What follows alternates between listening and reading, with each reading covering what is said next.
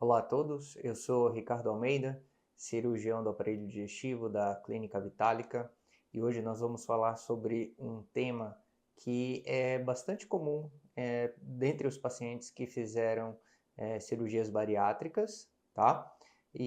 Ou também outras cirurgias relacionadas ao estômago, é uma das síndromes pós-gastrectomia, tá? Que é a síndrome de Dumping.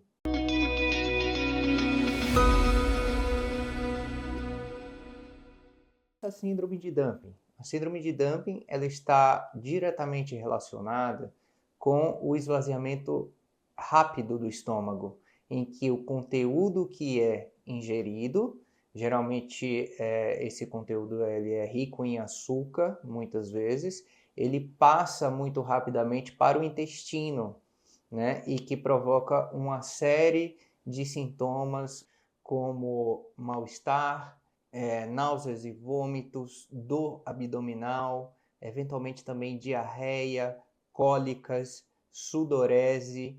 Então, é uma situação como se o paciente fosse ter como se estivesse tendo uma intoxicação alimentar, né? Em que o paciente vai ter ali um conteúdo de alta osmolaridade, né, pelo excesso de açúcar que ele ingeriu, às vezes numa quantidade acima do que termina sendo tolerado pelo organismo dele, e isso faz com que venha uma grande quantidade de líquido para dentro do intestino, né, fazendo com que ocorra todos esses sintomas. Então, o paciente ele vai ter uma distensão, pode ter uma distensão abdominal, ele vai ter cólicas abdominais, ele pode ter náusea, pode ter vômito, pode ter diarreia, né? Pode ter sensação de desmaio, sensação de sudorese, né? Por conta desse conteúdo, por conta desse excesso de açúcar que o organismo dele não está tolerando receber de uma vez só no seu sistema digestivo, né, no seu intestino. E aí, numa segunda fase, o que é que acontece? Esse açúcar ele termina sendo absorvido pelo intestino, uma boa parte dele. É uma situação em que o organismo não está mais acostumado. 1 hora, 3 horas depois dessa ingestão, o que pode acontecer é que, devido ao excesso de açúcar ingerido, se tem um estímulo muito grande do pâncreas à produção de insulina.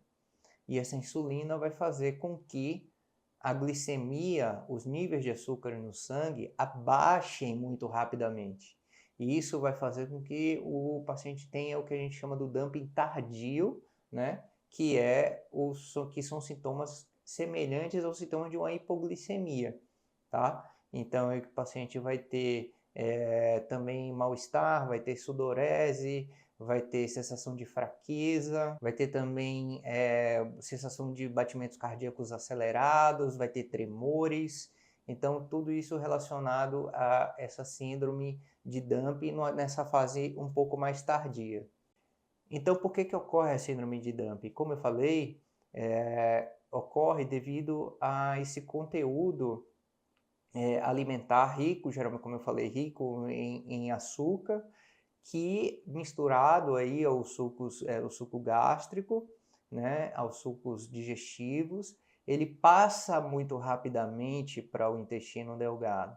E isso vai fazer com que ocorram todos esses sintomas e que ocorram todas essas alterações aí no paciente. Então, quais são os principais fatores de risco para o desenvolvimento da síndrome de Dumping? Bom, como eu falei, no início desse vídeo, não é só o paciente que se submeteu a uma cirurgia bariátrica que ele tem a chance de desenvolver essa síndrome, tá? Então, qualquer outra cirurgia que o paciente fez no estômago, como por exemplo, fez uma gastrectomia total, retirou totalmente o estômago por conta de um câncer, por exemplo, ou de uma outra doença, né? Pacientes que faz uma cirurgia que se chama piloroplastia, em que é feita uma plástica numa região específica do estômago, fazendo com que fique mais fácil o esvaziamento do estômago. Tudo isso também pode levar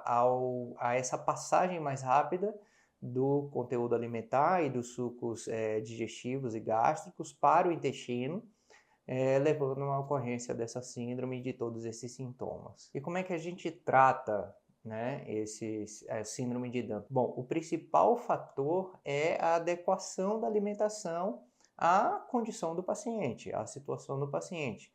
Por isso que nas cirurgias de estômago, de redução de estômago, seja bariátrica, seja para o tratamento de um câncer, por exemplo, existe uma progressão da alimentação desse paciente de acordo com a adaptação do organismo dele, né? Então, respeitar essa evolução, respeitar essa progressão é fundamental. Por isso, primeiro, os pacientes, a gente começa com uma alimentação mais líquida, com líquidos claros, depois uma dieta mais liquidificada, depois uma alimentação mais pastosa, depois uma dieta mais cremosa e, por fim, a dieta sólida, né? Tudo isso no sentido de favorecer a adaptação do organismo do paciente e para tentar diminuir a chance de que ele desenvolva essa síndrome. Então, além disso, o que é indicado, né? Principalmente para os pacientes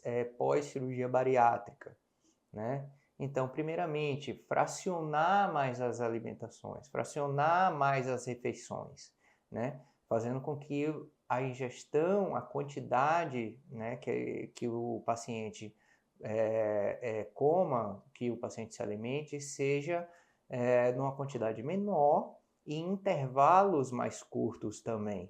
Evitar o consumo de líquidos, né, antes ou logo após as refeições, porque o líquido ele tende a empurrar o conteúdo ingerido mais rapidamente para o intestino, e o que pode favorecer a ocorrência do dumping. Mastigar mais os alimentos, né? A gente precisa fazer as refeições com mais calma, né? Mastigar bastante, evitar que aquele alimento que a gente come, evitar que o alimento que o paciente ingere chegue rapidamente no estômago, né? Então, o processo de digestão ele começa na boca, tanto do ponto de vista mecânico, com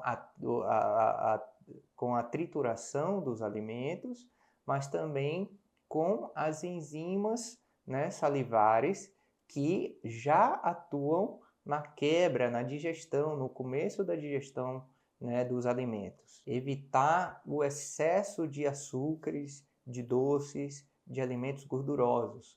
Como eu falei, esse conteúdo altamente osmolar, ele passando rapidamente para o intestino, ele tende a atrair a água do nosso corpo, atrair a água que está no nosso intestino para dentro da luz do intestino, né? Fazendo com que ocorram todos esses sintomas que a gente viu anteriormente. Os pacientes também precisam estar muito atentos aos alimentos que são muito, muito ricos em lactose, em destrose, em sacarose. E o que é que pode ajudar também? Ingestão de proteínas, ingestão de fibras, né? Que vão ajudar a regular esse fluxo de alimentos que vão passar do estômago para o intestino. Então, pessoal, assim, a cirurgia bariátrica, ela é uma medida muito importante, muito eficaz para os pacientes que precisam perder peso, que têm diversas complicações de saúde, diversos problemas de saúde por conta do excesso de peso, tá? Mas esse procedimento ele leva a alterações muito importantes, muito intensas no nosso organismo, no nosso sistema digestivo, tá? E o paciente precisa ter uma disciplina muito regrada, precisa ter uma disciplina muito rigorosa em relação à ingestão desses alimentos para evitar e minimizar essas complicações. Portanto, a síndrome de dumping pós-bariátrica ela é frequente, ela é comum após o procedimento, após a cirurgia bariátrica, e a gente precisa estar atento, né? Precisa orientar bem, o paciente precisa estar muito bem orientado, tá? E ele precisa estar muito bem disciplinado para evitar e minimizar que essas complicações possam acontecer com ele. E termina sendo a mudança do hábito de alimentação um dos pilares aí para um tratamento adequado, para um efetivo controle dessa síndrome, que, como eu falei, é muito comum em pacientes após a cirurgia bariátrica, mas é muito comum também em pacientes submetidos a procedimentos cirúrgicos no estômago, né, por outros diversos motivos.